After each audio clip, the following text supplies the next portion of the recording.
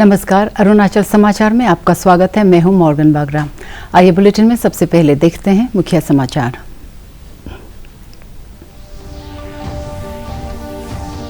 प्रधानमंत्री नरेंद्र मोदी के मासिक रेडियो कार्यक्रम मन की बात के 100 एपिसोड पूरे। प्रधानमंत्री ने कहा, मन की बात कार्यक्रम अन्य लोगों के गुणों से सीखने का बन गया है एक सशक्त माध्यम। प्रधानमंत्री ने मन की बात के कुछ नायकों से की बात और उनकी जारी यात्रा के बारे में जानकारी ली। मन की बात के 100 एपिसोड पूरे होने के अवसर पर देश के सभी राजभवनों में आयोजित किए गए विशेष कार्यक्रम। राजभवन ईटानगर में आयोजित कार्यक्रम में राज्यपाल केटी पटनायक, मन की बात में शामिल अरुणाचल के लोगों, पद्म पुरस्कार विजेताओं, विभिन्न जनजातीय समुदायों के प्रतिनिधियों, स्कूली बच्चों ने लिया हिस्सा। मुख्यमंत्री पेमा खांडू ने तवांग और केंद्रीय कानून मंत्री किरण रिजिजू पाके केसांग जिले के सेजोसा में स्थानीय लोगों के साथ मिलकर प्रधानमंत्री नरेंद्र मोदी के मन की बात कार्यक्रम के 100वें एपिसोड का देखा सीधा प्रसारण। कहा, मन की बात कार्यक्रम है एक अनूठी पहल और इसके जरिए प्रधानमंत्री जुड़ते हैं देश के करोड़ों लोगों से। प्रधानमंत्री नरेंद्र मोदी ने कहा कि मन की बात कार्यक्रम अन्य लोगों के गुणों से सीखने का एक सशक्त माध्यम बन गया है। आज आकाशवाणी में मन की बात कार्यक्रम की 100वीं कड़ी में राष्ट्र को संबोधित करते हुए प्रधानमंत्री ने श्रोताओं को बधाई दी और कहा कि मन की बात कार्यक्रम उन सब से जुड़ा है और उनकी ही भावनाओं की अभिव्यक्ति है। श्री मोदी ने मन की बात के श्रोताओं के उनके पत्रों और संदेशों के लिए आभार व्यक्त करते हुए कहा कि उनके प्रेम से वे कई बार भावुक हुए हैं। मन की बात कार्यक्रम की यात्रा 3 अक्टूबर 2014 की विजयदशमी के दिन शुरू हुई थी। प्रधानमंत्री ने इस बात पर प्रसन्नता व्यक्त की कि मन की बात में उठाया गया हर विषय एक जन आंदोलन बन गया है। उन्होंने बेटी बचाओ बेटी पढ़ाओ, स्वच्छ भारत अभियान, खादी के लिए प्रेम, आज़ादी का अमृत महोत्सव और अमृत सरोवर जैसे विषयों का उल्लेख किया। मन की बात कार्यक्रम की 100वीं कड़ी में प्रधानमंत्री ने इनमें से कुछ नायकों से बातचीत भी की और उनकी जारी यात्रा के बारे में जानकारी ली। देशवासियों, नमस्कार। आज मन की बात का 100वां एपिसोड है। मुझे आप सबकी हजारों चिट्ठियां मिली हैं, लाखों संदेश मिले हैं और मैंने कोशिश की है कि ज्यादा से ज्यादा चिट्ठियों को पढ़ पाऊं, देख पाऊं, संदेशों को जरा समझने की कोशिश करूं। आपके पत्र पढ़ते हुए कई बार मैं भावुक हुआ, भावनाओं से भर गया, भावनाओं में बह गया और खुद को फिर संभाल भी लिया। आपने मुझे मन की बात के 100वें एपिसोड पर बधाई दी है, लेकिन मैं सच्चे दिल से कहता हूं, दरअसल बधाई के पात्र तो आप सभी मन की बात के श्रोता हैं, हमारे देशवासी हैं। मन की बात कोटि कोटि भारतीयों के मन की बात है, उनकी भावनाओं का प्रकटीकरण है। साथियों, 3 अक्टूबर 2014 विजयादशमी का वो पर्व था और हम सब ने मिलकर विजयादशमी के दिन मन की बात की यात्रा शुरू की थी। विजयादशमी यानी बुराई पर अच्छाई की जीत का पर्व। मन की बात भी देशवासियों की अच्छाइयों का, सकारात्मकता का एक अनोखा पर्व बन गया है। एक ऐसा पर्व जो हर महीने आता है, जिसका इंतजार हम सभी को होता है। हम इसमें पॉजिटिविटी को सेलिब्रेट करते हैं, हम इसमें पीपल्स पार्टिसिपेशन को भी सेलिब्रेट करते हैं। कई बार यकीन नहीं होता कि मन की बात को इतने महीने और इतने साल गुजर गए। हर एपिसोड अपने आप में खास रहा। हर बार नए उदाहरणों की नवीनता, हर बार देशवासियों की नई सफलताओं का विस्तार। मन की बात में पूरे देश के कोने कोने से लोग जुड़े, हर आयु वर्ग के लोग जुड़े। ईटानगर स्थित राजभवन आज प्रधानमंत्री नरेंद्र मोदी के मासिक रेडियो कार्यक्रम मन की बात के 100वें एपिसोड का विशेष प्रदर्शन किया गया। दूरदर्शन केंद्र, आकाशवाणी, प्रेस इन्फॉर्मेशन ब्यूरो और सेंट्रल ब्यूरो ऑफ कम्युनिकेशन के ईटानगर स्थित कार्यालयों द्वारा संयुक्त रूप से आयोजित इस कार्यक्रम में राज्यपाल केटी पटनायक ने मुख्य अतिथि के तौर पर हिस्सा लिया। इस कार्यक्रम में मन की बात में शामिल किए गए अरुणाचल के लोगों, पद्म पुरस्कार विजेताओं, विभिन्न जनजातीय समुदायों के प्रतिनिधियों, स्कूली बच्चों, दिव्यांग बच्चों और एनसीसी कैडेट्स ने हिस्सा लिया। इस मौके पर सेंट्रल ब्यूरो ऑफ कम्युनिकेशन ने मन की बात को लेकर एक विशेष फोटो प्रदर्शनी आयोजित की, जबकि आकाशवाणी केंद्र ईटानगर ने पुराने रेडियो उपकरणों का एक विशेष स्टॉल प्रदर्शित किया। राज्यपाल केटी पटनायक ने कार्यक्रम को संबोधित करते हुए कहा कि मन की बात कार्यक्रम लोगों के दिलों तक पहुंचता है। उन्होंने कहा कि मन की बात के जरिए प्रधानमंत्री देश के अलग अलग हिस्सों में हो रही नित नई पहलुओं को सामने लाते हैं, जिससे समाज को प्रेरणा मिलती है। इस अवसर पर राज्यपाल ने कहा कि प्रधानमंत्री ने अरुणाचल के जिन लोगों का जिक्र अपने मन की बात कार्यक्रम में किया है, उन्हें राजभवन की ओर से 50-50 हजार रुपये की विशेष सम्मान राशि दी जाएगी। कई बार यकीन नहीं होता, महीने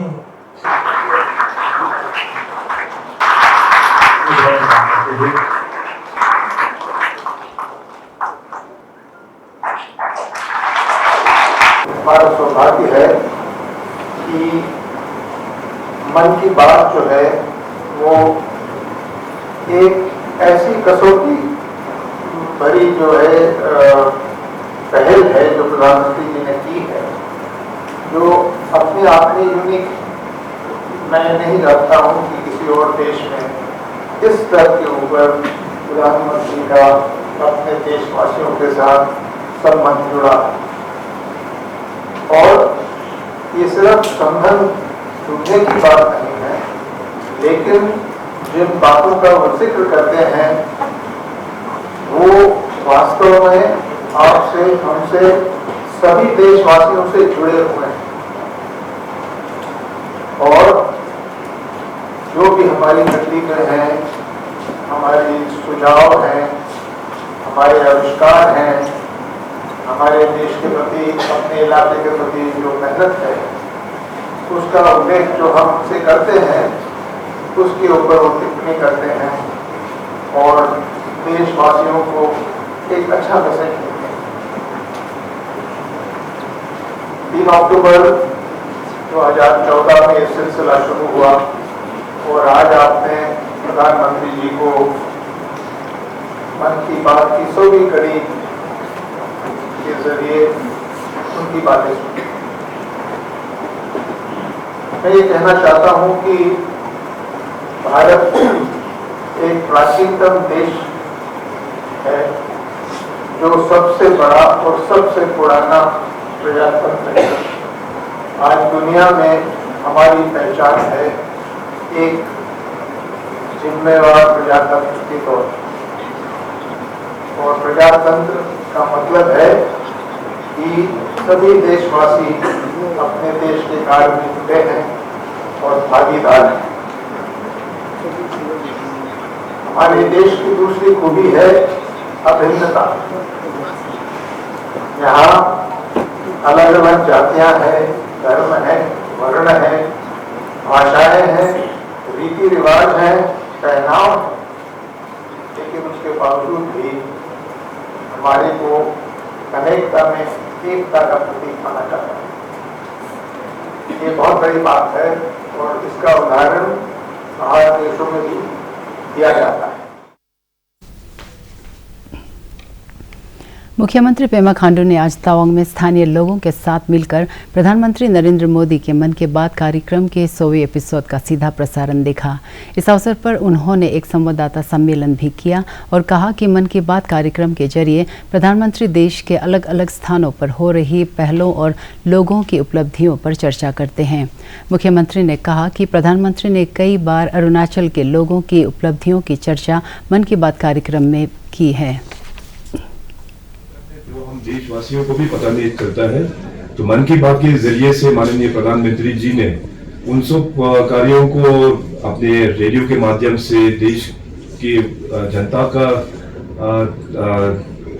तरफ में पहुंचाने का काम किया और इससे काफी मोटिवेट भी हुआ। तो मैं सबसे पहले अरुणाचल प्रदेश के पूरी जनता की ओर से माननीय प्रधानमंत्री जी को तहे दिल से बहुत धन्यवाद प्रकट करते हैं।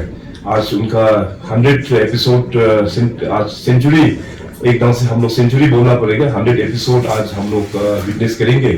और इन 100 एपिसोड में जैसे मैंने कहा कि पूरे देश को जोड़ने का काम किया, देश को मोटिवेट करने का उन्होंने काम किया। और मन की बात में अरुणाचल प्रदेश का भी ऐसे के ही सारा एग्जाम्पल्स माननीय प्रधानमंत्री जी ने अपने देशवासियों को रेडियो के माध्यम से उन्होंने पहुंचाने का काम किया। मैं एक दो अरुणाचल से जैसे मन की बात में जो माननीय पीएम साहब ने जो कवर किया उसका मैं उल्लेख उसको यहाँ पे आप लोगों को बताना चाहेंगे। जैसे हम सब का जिंदगी में पढ़ाई जो है बहुत इम्पोर्टेंट होता है और आजकल डिजिटल का मामला, डिजिटल टेक्नोलॉजी का जमाना है, तो धीरे धीरे जो बुक है रीडिंग का हैबिट जो है वो हमेशा छूटते जा रहा है। तो अरुणाचल प्रदेश में हमारे दो जो पर्सनालिटीज है, एक है मिस नुरांग मीना और हमारे ईस्टर्न अरुणाचल में एक है श्री देहंग गोसाई। तो उन दोनों ने अरुणाचल में एक लाइब्रेरी मूवमेंट को शुरुआत किया था। वो जो सड़कें में भी लाइब्रेरी बना के वो लोग किताब वहां रख के, तो वहां पे जो भी जिसको भी मन होता था वो लोग जाके पढ़ाई, किताब लेके वो लोग पढ़ाई कर सकते हैं। तो इसको एग्जाम्पल लेते हुए माननीय प्रधानमंत्री जी ने मन की बात में लोगों तक पहुंचाया और इससे बहुत लोगों को मोटिवेट हुआ कि रीडिंग हैबिट हम लोगों को करना चाहिए। केंद्रीय कानून मंत्री किरण रिजिजू ने आज पाके केसांग जिले के सिजोसा में प्रधानमंत्री नरेंद्र मोदी के मन की बात कार्यक्रम के 100वें एपिसोड का सीधा प्रसारण स्थानीय लोगों के साथ मिलकर देखा। इस अवसर पर श्री रिजिजू ने कहा कि मन की बात कार्यक्रम एक अनूठी पहल है जिसके जरिए प्रधानमंत्री देश के करोड़ों लोगों से जुड़ते हैं। चलता गुणगान रहे। मन की बात प्राइम मिनिस्टर मोदी जी का पब्लिक से कनेक्ट करने का सबसे बड़ा उन्होंने रेडियो के माध्यम से जो कार्यक्रम शुरू हुआ 3 अक्टूबर 2014 में जब शुरू हुआ, तो शुरू में बहुत लोगों को नहीं पता था कि ये मन की बात का क्या मतलब है, इसका संदर्भ क्या है। किसी भी देश में जो लीडर होता है, जो चुना हुआ जो लीडर होता है, वो पब्लिक से हमेशा टच में रहता है। लेकिन फिजिकली एक एक करके हमेशा मिलना संभव नहीं होता है। इसलिए रेडियो बहुत अच्छा एक माध्यम निकला है। और पहले में जब हमारे पास टेलीविजन नहीं था, कोई सोशल मीडिया नहीं था, उस समय रेडियो ही एक माध्यम था जिस हम लोग न्यूज सुनता था। आजकल तो बहुत सारा माध्यम निकल गया। दुनिया का सबसे बड़ा डेमोक्रेसी है हमारा देश भारत, और दुनिया का सबसे बड़ा डेमोक्रेसी का जो लीडर है वो नेचुरली बहुत पॉपुलर होते हैं। इसलिए मोदी जी ने मन की बात को जब शुरू किया, तो आप लोग तो सुनते रहता होगा, महीने का जो आखिरी संडे को सुबह 11 बजे मन की बात कार्यक्रम शुरू करता है। और बहुत सा चीज आप लोग सुनेंगे मोदी जी का, तो आपको पता चल जाएगा कि प्राइम मिनिस्टर क्या सोचता है। बेटी लोग के साथ सेल्फी फोटो खींचने के लिए उन्होंने कहा, और एक दिन के अंदर में करोड़ लोगों ने अपने बेटियों के साथ तस्वीर खींचा।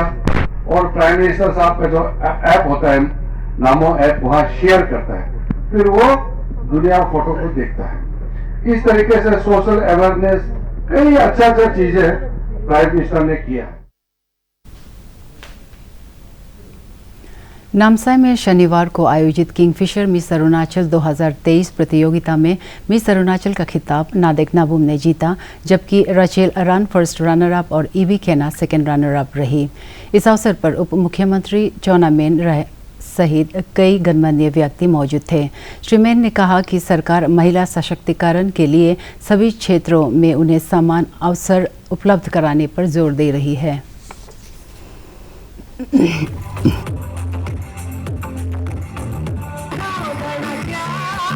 बहुत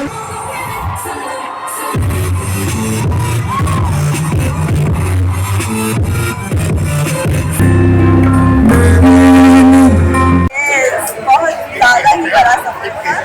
लास्ट ईयर मैंने पार्टिसिपेट किया था, मैं couldn't make it that time, but I did not give up. I have this spirit, and they gave it to me, and I feel I deserve it. That's Lok Sabha सांसद तपीर गांव ने युवाओं से खेल क्षेत्र में अपार संभावनाओं का लाभ उठाने की अपील की है।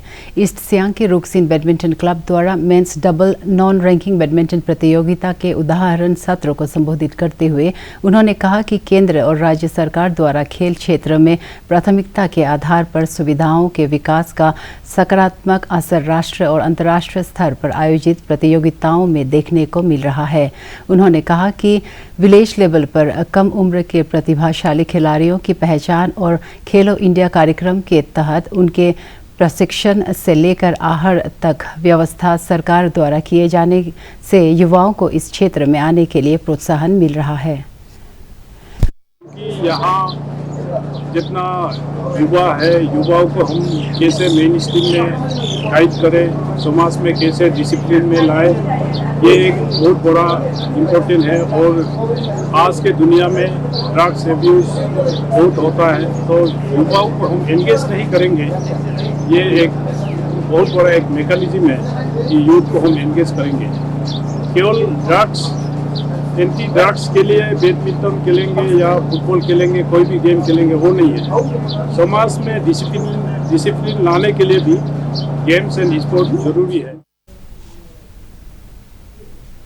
अरुणाचल समाचार के आज के अंक में इतना ही। हम कल फिर हाजिर होंगे अरुणाचल और देश दुनिया के खबरों के साथ। चलते चलते आपको बता दें कि आप अरुणाचल समाचार हमारे YouTube channel DD news Arunachal पर भी देख सकते हैं। देखते रहिए अरुण प्रभा। नमस्कार।